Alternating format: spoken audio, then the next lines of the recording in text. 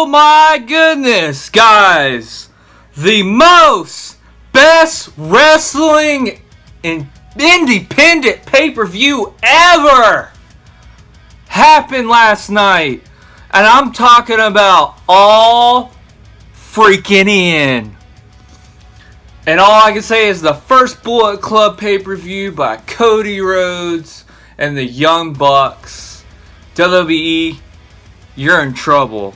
Watch out, because this was real professional wrestling the fans wanted.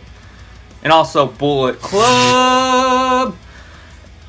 And I'm going to get to my review of All In today's video, because I am the best straight edge YouTuber in the world.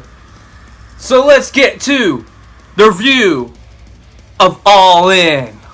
So let's get to All In. All I gotta say is, man, All In is probably the best independent pay-per-view I ever seen. They had a 0 hour that was on WGN. It's been talked about on Twitter. I tweeted about it. There's millions and millions of fans. I've gotten a retweet. I've gotten people liking my tweets.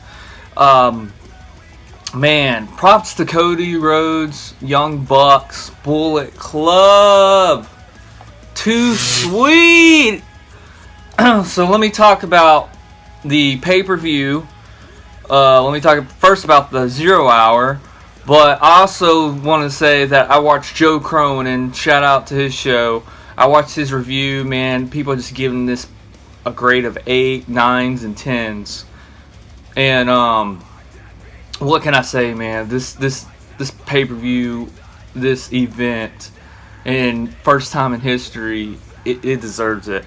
And shout out to JDF from New York, 206. I watched his YouTube channel, man. I can't wait to see your review. I love your wrestling reviews. But JD, man, and Joe Cronin, woo! This show was so good.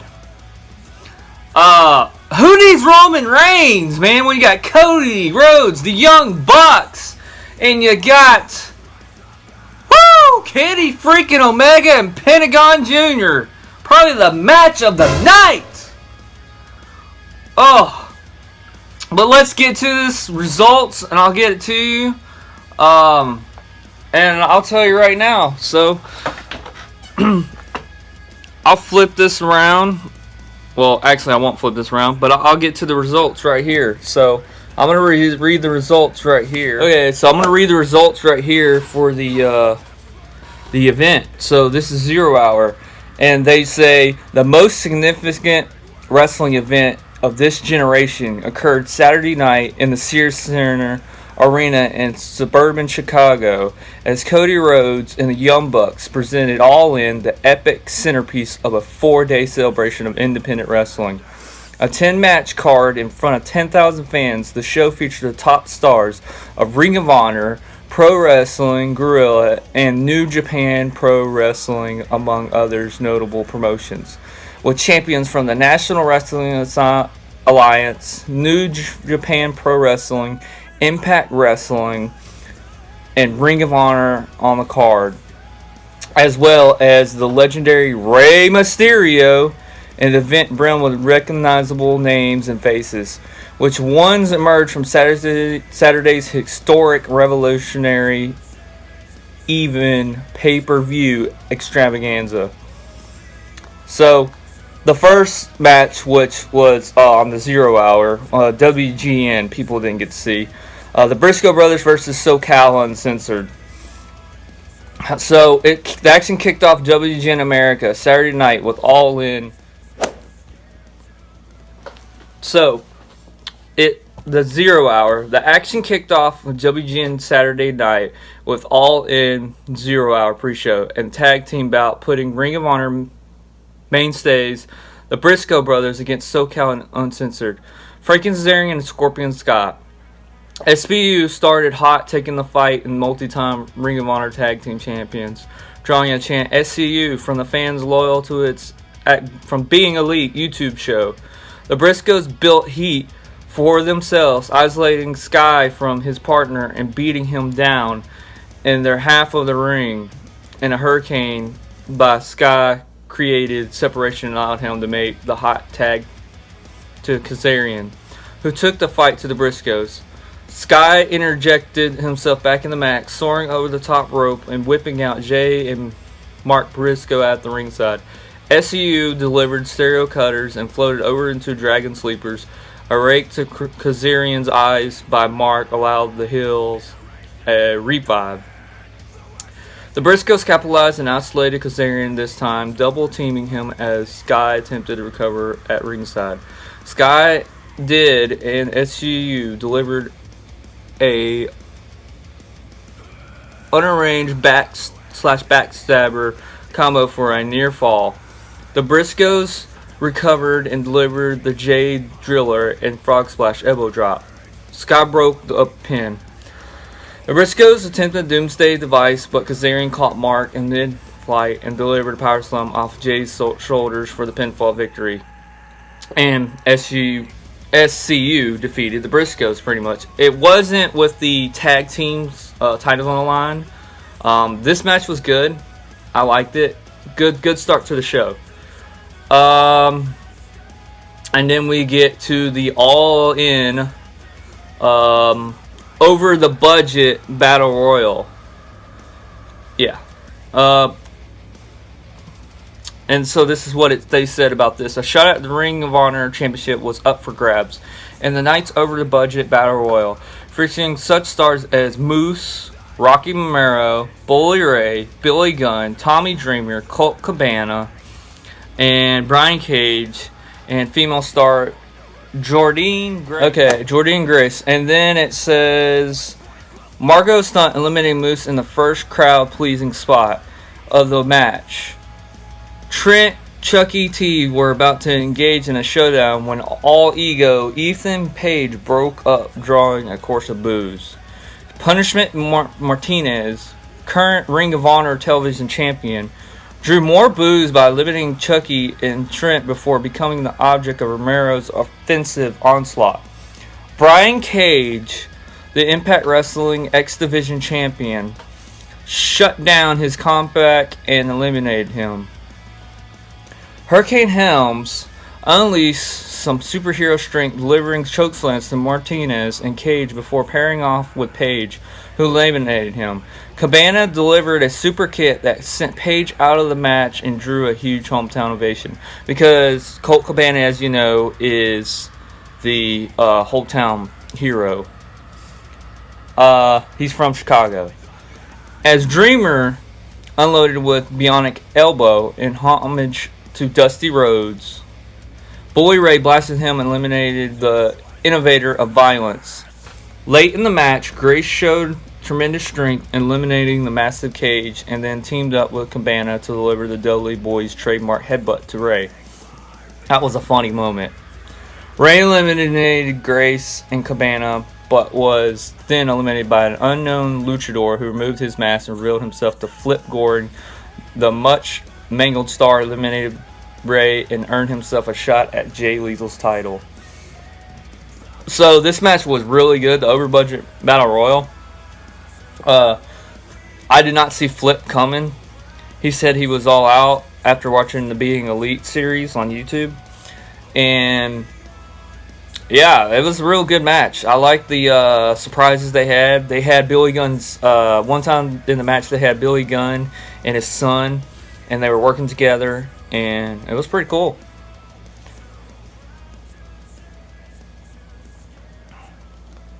And Bleach Report, this is where I get the information here. I'm reading from Bleach Report from the results last night.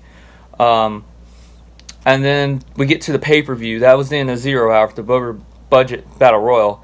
Then it was Matt Cross versus Maxwell Jacob Friedman. I've never heard of these people. They might be from Ring of Honor or other wrestling promotions. But here's what they said about this. I'll read it to you. Maxwell Jacob Friedman, egotistical young star trained by Kurt Hawkins and Pat Puck kicked off the main show against journeyman competitor and Tough Enough alum Matt Cross. Oh, he wasn't tough enough. That explains it. MJF was ignorant to start mockingly applauding his opponent, but had his mouth shut quickly as Cross dove over the top rope and wiped the young upstart out at ringside. The entitled villain used referee Todd Sinclair to provide a distraction and took advantage, targeting Cross' left arm. The Gusty Cross fought his way back into the match, feeding off the rally of the audience, but MJF cut him off. MJF delivered a package shoulder breaker for a strong near fall that silenced the crowd.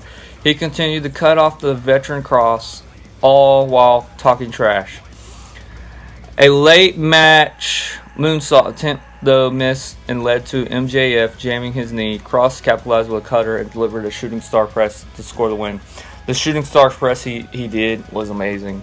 What do I rate this? I would give this match maybe a 7 out of 10. It was a good match, but it was my least favorite. But kudos to both of them, especially to Matt Cross. And then we get to one of the freaking awesome matches, like, I can't believe. Like, this is the match I was waiting for. The Green Arrow, Stephen Ameill versus Christopher Daniels. Christopher Daniels, I've seen him in ECW. I've seen him in Ring of Honor. I've seen him in TNA. This guy's like 40-something, and this guy can roll, man. This dude's been wrestling for years. And he's one of my favorites in the independent wrestling stuff. And he in TNA, he was like the fallen angel. Stephen Ameill, I like him because I've seen him. He's wrestled past events with the Bullet Club and Young Bucks. But this match was really good. Even John Mayer showed up, which I did not know. That's a shocker. He's a fan of wrestling. And, yeah. So, here we go what they said about the match with Christopher Daniels and Stephen Ameill. Stephen Ameill of television's Arrow battled Christopher Daniels in Knight's first high-profile bout. This is his first freaking singles match. He's been in tag team matches. Daniels, the veteran heel, ignorantly played up the antics of his Curry Man gimmick early as a means to mock Ameill. The television star fought back, walking over Daniels, delivering a dropkick in an enziguri, and sending Daniels to the floor with a clothesline. Retrieving a table, Ameill sought to avenge assault from November 2017 at the hands of SCU. He sets up Daniels up for Uragani, but the fallen angel escaped and returned to the sanctuary of the squared circle. Daniels worked the midsection of his inexperienced opponent, but Ameill fought back and delivered a Falcon Arrow for a near fall. That Falcon Arrow was sick. Ameill delivered the Van Terminator for a 2 count as the crowd popped. He freaking got on the ropes, did Van Terminator from coast to coast and hit him. Yeah, the crowd in Chicago just went nuts. That was freaking sick. That's one of the highlights of the night. And Daniels answered with his best moonsault ever for a count of 2.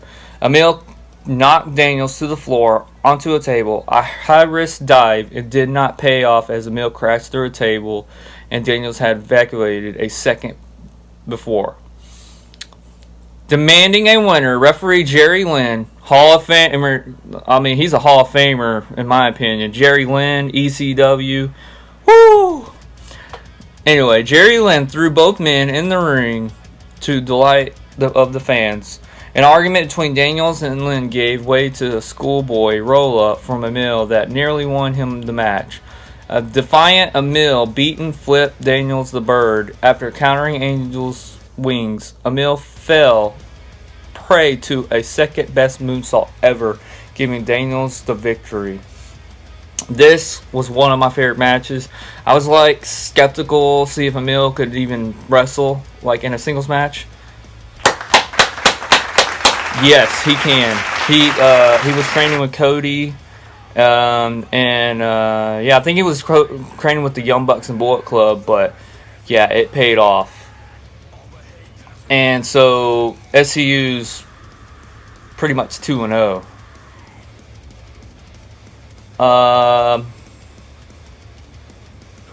Let's see here. Okay, and then we get one of my other favorite matches. The women, WWE's women need to learn by these women right here. The fatal 4-way of these women from all independent wrestling shows. Oh, this was sick. My favorite is Tessa Blanchard, of course, but I like Chelsea Green, that's a.k.a. Zack Ryder's girlfriend. And she's in TNA, and so is Madison Rayne. Britt Baker was new to me, so yeah, that was cool seeing her. Anyway, we go to the Fatal 4-Way. Madison Rayne versus Britt Baker versus Chelsea Green versus Tessa Blanchard. Here we go. Let's go. What they say. Okay. Dr. Brittany Baker, DMD, entered the ring for her 4-corner survival match against Tessa Blanchard, Chelsea Green, Madison Rayne to boyfriend Adam Cole's theme music. Wow, did not know she was Adam Cole's girlfriend. Wow. Much to the delight of the fans, Green was in full hot mess mode, playing up her successful gimmick from Impact Wrestling as she sprinted to the ring, her makeup caked on her face. Blanchard threw the loudest pop of 4 competitors and was treated to the Star's entrance. This girl right here can wrestle, man. Blanchard, Tessa Blanchard, yes. She is women's wrestling in the future. Blanchard and Rayne battled on the arena floor while Green Baker squared off inside the squared circle. The third generation star, Blanchard, cut off Green's onslaught with a spear, but again found herself paired with Rayne shortly thereafter. Nursing her knee, Blanchard joined Baker and Green at ringside, where Rayne dove off the ropes and wiped out all 3 of them. Baker delivered her 3rd sling blade of the match, and Rayne responded with her chance of a Rayne finisher. Blanchard seized control of the match, but charged into the corner, running shoulder first into the steel post.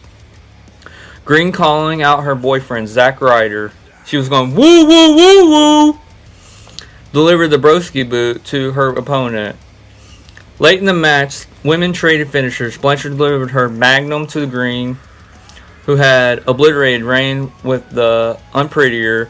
Baker answered with a super kick, Shades of Cole. Wow. So Brittany Baker is Adam Cole's girlfriend. That is awesome. That could not keep up any other opponents down. Chance of this is awesome. Rained down from the stands as the action broke down. Green delivered another and prettier this time to Baker, but the alternate dentist got her foot on the rope. Green continued to build momentum, delivering Canadian Destroyer that popped the crowd. Yeah, that was sick. She did the Canadian Destroyer, like, yes. Blanchard delivered a hammerlock DDT to Green, scoring the win just before Baker could break up the pin. I thought somebody was going to come in and hit her, but turns out she did get the 1, 2, 3 because I rewatched the pay-per-view, and yeah. This match right here, oh man, this is women's wrestling. This is definitely a 10-star women's wrestling match. And then we get to one of my favorite. This is match of the year, and if you guys ever seen NWA, Jutzy Rhodes, like back in the day, he won the title. Man, you just don't know. Like, as me being a wrestling fan, and I'm like 30-something years old, this match right here is the big one. They couldn't have this as the main event because the Young Bucks wanted to end the pay-per-view. I've been reading about that and hearing about that. They wanted the Young Bucks to have the main event so they know if anything gets screwed up, they can fix it and they can just, end on time, because if they went over the pay-per-view limit, they would have owed a lot of money, so that was kind of smart to end it early. So that's kind of smart to put this match in its slot that it needs to be. So we got the NW World Heavyweight Championship match. Cody Rhodes versus Nick Aldis. Nick Aldis is Mickie James' husband, and he was in TNA. He was the TNA Impact Wrestling champion. He's been in WWE. He's been everywhere. This guy is on fire. Okay, so let's go to what they said. Accompanied to the ring by wife Brandy. Brandy looked hot, looked good looking last night. Oh man, and they brought Cody's dog, Farrah. Beautiful dog. And anyway, he brought coming to the ring by wife Brandy, Diamond Dallas Page, Tommy Dreamer, his dog Farrah, Ray, Glacier, Lloyd, and other trainers. Cody Rhodes entered the Sears Center Arena to a thunderous ovation for what was the biggest match of his career. Emotion painting his face, he made his way to the squared circle with the opportunity to make history by becoming the first second-generation NWA World Heavyweight Champion. Nick Aldis was accompanied. So Nick Aldis accompanied by Tim Storm, Sean Daivari, and the man responsible for him getting his start in the industry, Jeff freaking Jarrett. Aldis entered to a course of booze. A confident champion, there was a swagger in his walk that suggested he was not at all worried about the challenge before him. Over 10,000 fans rose to their feet as the bell rang and the real main event of All In was underway. Yes, this was the real main event. The challenger delivered a suicida to pop, but Aldis turned the tides with a suplex on the arena floor. The two competitors exchanged offense, neither really able to gain a sustained advantage. The commentary team put over the studious nature of both stars as an explanation for their back and forth. Studious nature. With Aldis on the floor, Cody attempted a dive, but Aldis caught him with a forearm to the face. Referee Earl Hebner threw up the X, signaling injury, and DDP made his way to ringside. Daivari tried to interject himself in the match and ate a diamond cutter for his troubles. That was sick. So basically, the Earl did this, saying like the injury thing. They usually don't do this. And I was listening to Joe Coronan's podcast, and I think they gave that DDP ran down there and gave Cody a blade, so Cody could just like cut himself and to bleed. I'm pretty sure he did, and so that's why it took a while for Cody to get up. So that explains that, what everybody's been asking for about when Cody was on the ground. And the diamond cutter, it was sick. Anyway, and then Daivari gets in, tried to interject, and hit, Diamond Dallas hits his finisher. And then it says, Bloody Cody found himself on the receiving end of a focused attack by Aldis. The challenger fought out and delivered a snap power slam for a near fall. Rhodes missed a moonsault, though Aldis reestablished control with a fall-away slam from the top rope. Rhodes applied the figure four, a staple of so many classic title bouts between his father, Dusty Rhodes, and Ric Flair, but Aldis survived and delivered a power slam on the arena floor. He did a British Bulldog power slam that was sick. Running on adrenaline, Rhodes tried for the Alabama slam, but his back gave out. A second attempt was more successful, but the challenger was still only able to keep his opponent down for the 2 count. Aldis again targeted his challenger's back, trapping him in a Boston Crab. His forehead bleeding, his body broken. Cody looked out at Brandy, who tried to talk him out of continuing. Her pleas fell on deaf ears and the American Nightmare fell to a power driver for a count of 2. Aldis rolling scaled the ropes, with Brandy covering the fallen body of her husband. Aldis launched himself across the ring and delivered the elbow drop back of the Bullet Queen. That's cool. Her name is Bullet Queen. Rhodes fought back and delivered the disaster kick and crossroads, but could not keep Aldis down. Everybody was like on their feet in Chicago. Oh my gosh, I thought Cody got the win. And then Aldis kicked out. And then it goes, as the action picked up, counters became prominent. Rhodes stacked Aldis up and scored the win and title with a roll-up. This match was a 10, as they would say. You know, the guy, the perfect 10. 10! Man, and then at the end, Cody's crying. He's looking up to his father in the heavens above, and the legends come out, and Brandy's crying. This was a moment. This was emotional. This is what wrestling fans. I can understand what it meant for Cody. I followed his career for a long time, and he's amazing. And then we get to the Chicago street fight. Adam Page, Bullet Club, a.k.a. Hangman, versus Joey Janlea, or whatever. Janlea, or Janlea, something like that. I can't say his last name that well. But this guy was good. Joey, oh yeah. So, let's go into it.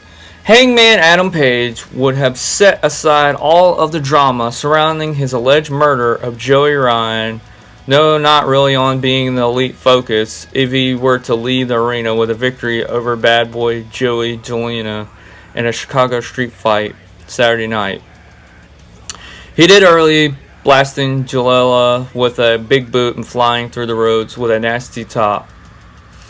Janlea, though, answered with the top of his own as the commentary team put over exhausting G1 Climax run Page just spent the last month on. Page recovered and delivered a huge moonsault from the top rope, wiping out his opponent on the floor. He delivered a pump handle fallaway slam to Janlea, who writhed in pain as Hangman continued to roll. In a solid bit of product placement, Page produced a literal Crackle Barrel. Yeah, a Crackle Barrel. They had a Crackle Barrel from Cracker Barrel, but soon found himself sent back first into it. Janlea took advantage of prone Page, delivering a somersault senton on his opponent some 5 rows into the crowd. That was insane. Page recovered, produced a table at ringside, teased a superplex from the top rope, and threw it. But Janlea fought out and delivered a Death Valley bomb into the corner for a count of 2.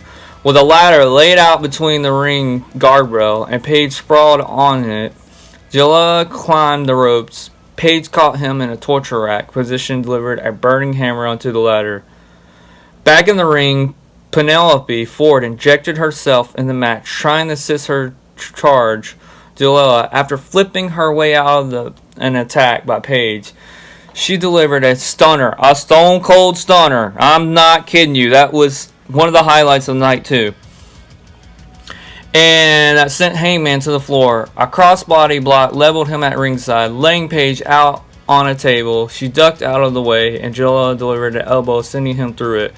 Janlea seized control, taking the flight up in the aisle onto the stage with Ford's assistance. He set up 2 tables, looking to butt Page away.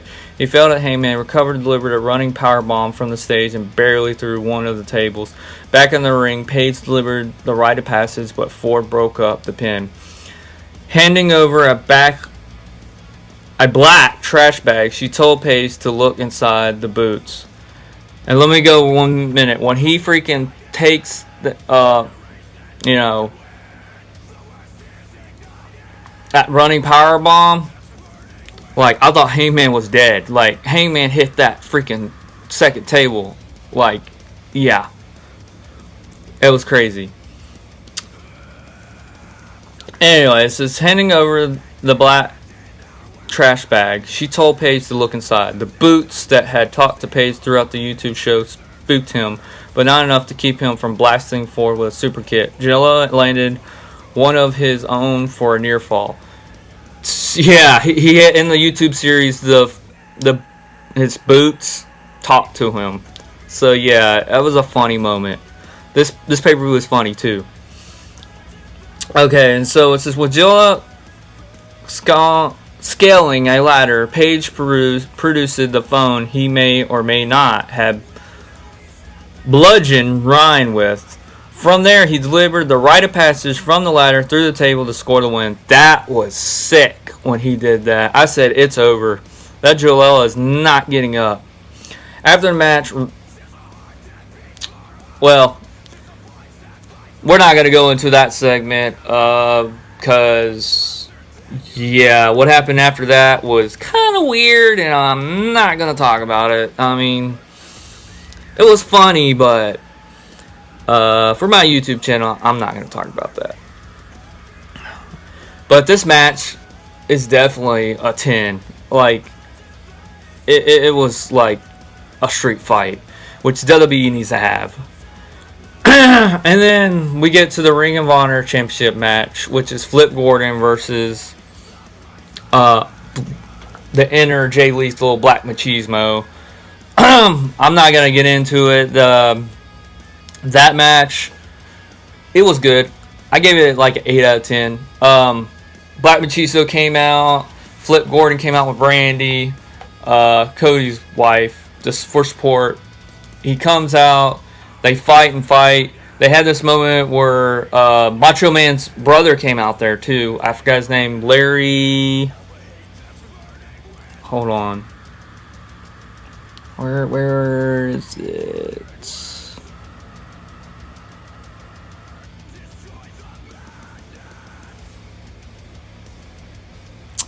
I can't find it, but his brother, Macho Man, rest in peace, brother came out, and then he tapped Black Machismo, well, Jay Lethal, and then Jay Lethal went from Jay Lethal to Black Machismo and started going, oh yeah, brother, and did his little twirl, and then he did 3 elbow drops, or 2, I believe, that landed, and he, Flip Gordon kicks out.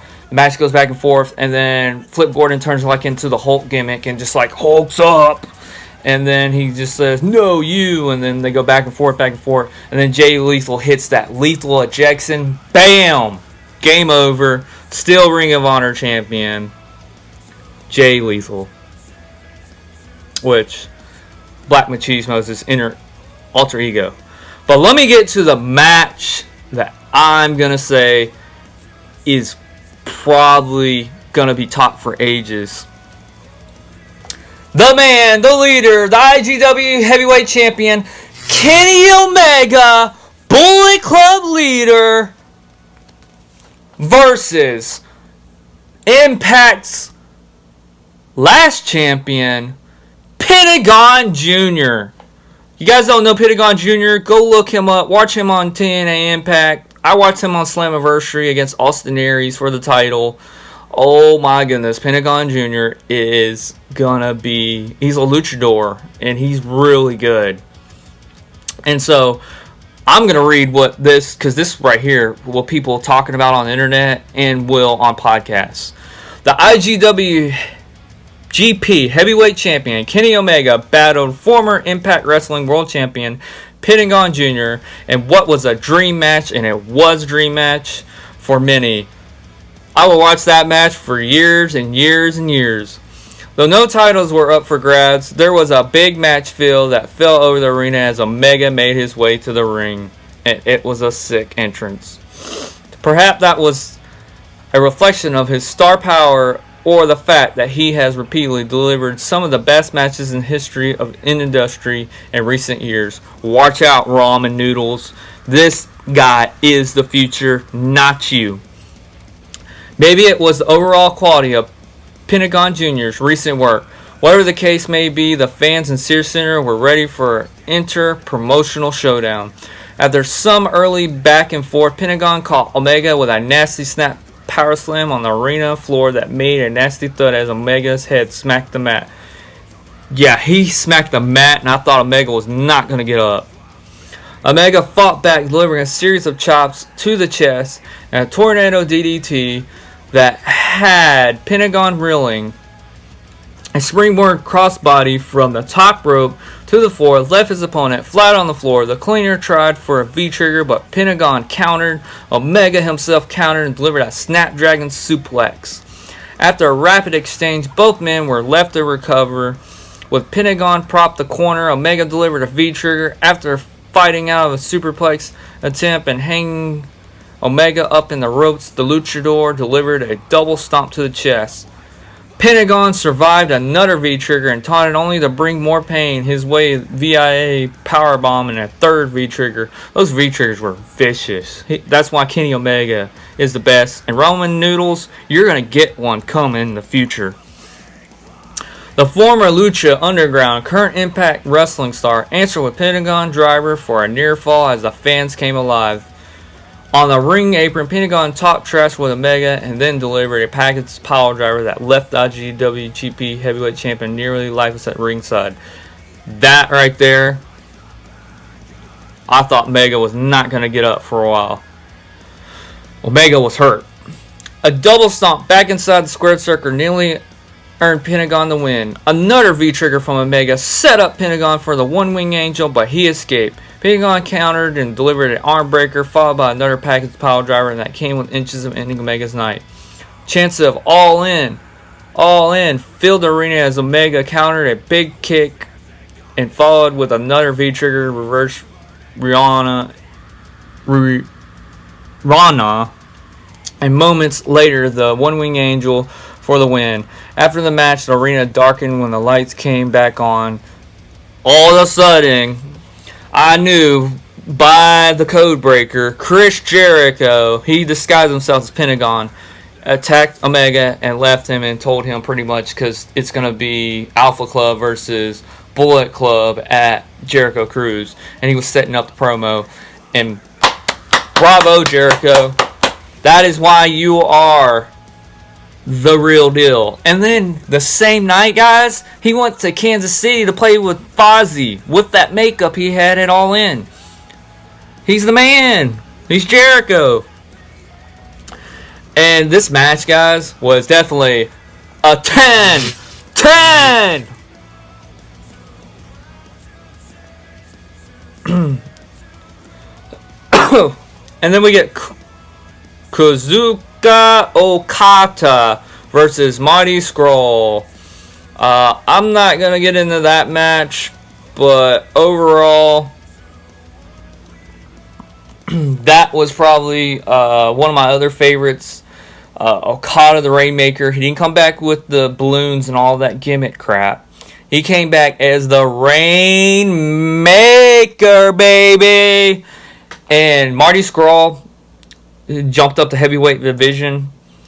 Marty Scurll, amazing. This dude was going back and forth, back and forth. He had Okada. He did the Rainmaker on Okada. Okada kicked out, of course, because, you know, this is the Okada that faced Kenny Omega pretty much at Dominion. And this is the Rainmaker that gets his rematch. So, yeah. Marty Scurll got him, and they went back and forth. And then I think towards the end of 5 minutes, which people are saying like that's the best part, is when Marty Scurll puts him in the chicken wing, hold his finisher, well, one of his finishers, and puts him in that lock. And then Okada he still like didn't tap. He just broke out, came back with the Rainmaker. He won. Standing ovation in the Sears Center, Chicago, and then he raised Marty Scurll's hand, and it's good. It was a good match. And then we got the final match: Rey Mysterio, Phoenix, and Bandido versus the Young Bucks and Kota Ibushi, which is AKA the Golden Elite. Be elite, give me elite, be elite. This is probably one of my favorite tag teams in the world. IGW Heavyweight Tag Team Champions, and the Ring of Honor 6-Man Tag Team Champions, along with Marty Scurll and the American Nightmare Cody Rhodes, the aka NWA World Heavyweight Champion. So let's get into this. This was a fast match because they had to, the time on the pay-per-view. So let's read what they say. The action was fast and fierce early. Luchadors Rey Mysterio, Rey Fenix, and Bandito outquicking the Young Bucks, Kota Ibushi at the start of Saturday's All-In main event. There was no semblance of order, no psychology, or storytelling to be found. The main event was a dazzling display of high-risk aerial assaults, including a twist and dive from Phoenix and a dive off the ramp from Matt Jackson that gave him Brother Nick and Ibushi control for the first time in the match. Said control only lasted momentarily. Mysterio delivered at 619. The crowd just went nuts. To Matt, Phoenix followed with the Destroyer, and Bandito finished with the Hurricanrana. A frog splash from Mysterio to Matt scored a near fall as the chance of Eddie. He did the frog splash to Eddie, to Eddie Guerrero, the tribute. Filled the arena in tribute to late Eddie Guerrero. The action continued as the referee was overheard saying, "Go home," which pretty much you gotta hurry up, finish the match. Young Bucks and Ibushi delivered a series of moonsaults and the Meltizer driver to score the win. This match was a 9 out of 10 because Young Bucks, Rey Mysterio came out with a freaking sick Wolverine outfit for Marvel. It was awesome. And like I said, they couldn't go over the time limit of the pay-per-view. So the referee said, we got to go home, So they had to hurry up, get it. That's why we had the Pentagon and all that early. So so they wouldn't go over. So that was smart to end the show. And when the Young Bucks came out, they had pyro. The Golden Elite had pyro, man. Like, it was sick. And what people don't know is there's a video on Twitter of the celebration of Cody and all them talking about, which I gotta watch. They're talking about they couldn't do this without the people, and they were celebrating, talking about, and then Kenny Omega has the mic and stuff. And all I can say is this was the greatest pay-per-view independent wrestling ever in years. Better than SummerSlam, gonna be better than Hell in a Cell, and probably gonna be better in one of those talked about pay-per-views for years and years to come. I hope we get All In too. I hope we get it in Madison Square Garden because we got the G1 coming up next year in Madison Square Garden. That's still going on. Will we see Kenny Omega? Will we see CM Punk? I don't know. The question remains. I thought CM Punk was going to show up tonight because I heard rumor he was, but I guess not. Will we see Neville next year? I don't know. But I got to say, overall, this pay-per-view was amazing. The matches of the night were Pentagon Jr. versus Kenny Omega. And definitely Cody Rhodes for the NW Heavyweight Championship, World Heavyweight Championship. That was the two most main attraction matches. But other than that, all of the matches were good. And I will definitely give this a 10! Perfect 10! Because All In was all in, and I was all in. And I hope we get more. This was the best pay-per-view independent wrestling show in decades and years, and better than WWE ever. Not even Roman Reigns in the Shield could ever top that. They won't. And so, all I can say is, guys, hope you like this video. Give me a thumbs up for the likes. And hit that subscribe button. And all I gotta say is, go watch All In. That's all I gotta say.